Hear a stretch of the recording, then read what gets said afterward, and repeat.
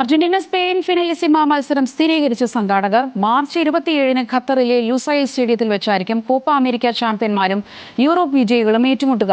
മെസ്സിയും യമാലും നേർക്കുനേർ എത്തുന്നുവെന്ന പ്രത്യേകത മത്സരത്തിനുണ്ട്.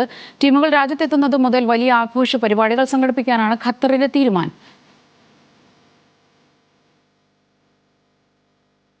IPL 19-ാം സീസൺ തയ്യാറെടുക്കുന്ന രാജസ്ഥാൻ റോയൽസിന് തിരിച്ചടി. ഹോം ഗ്രൗണ്ടായ ജയ്പൂരിലെ മത്സരങ്ങൾ മറ്റൊരു വേദിയിലേക്ക് മാറ്റുമെന്ന സൂചന നൽകി IPL chairman Arun Dhumal. Rajasthan cricket അസോസിയേഷന്റെ ഭരണവുമായി ബന്ധപ്പെട്ട അനിശ്ചിതത്വമാണ് തീരുമാനത്തിന് കാരണം. കഴിഞ്ഞ വർഷം RCAക്ക് തെരഞ്ഞെടുപ്പ് നടത്താൻ BCCI നിർദ്ദേശം നൽകിയിരുന്നുവെന്ന് അരുൺ ദുമാൽ വ്യക്തമാക്കി.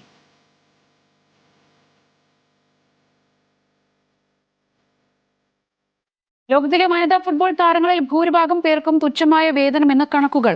66% താരങ്ങൾക്കും 20 ലക്ഷത്തിൽ കുറവാണ് വാർഷിക വരുമാനം.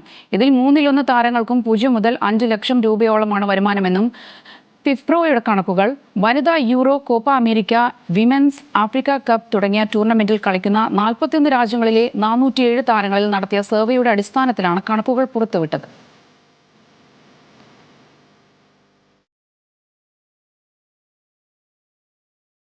സയ്യിദ് മുഷ്താഖ് അലി ട്രോഫിയിൽ കന്നിക്കിരീടം സ്വന്തമാക്കി ജാർഖണ്ഡ്. ഫൈനലിൽ ഹരിയാനയെ 69 റൺസിന് തോൽപ്പിച്ചാണ് ജാർഖണ്ഡ് ചരിത്ര കിരീടം നേടിയത്.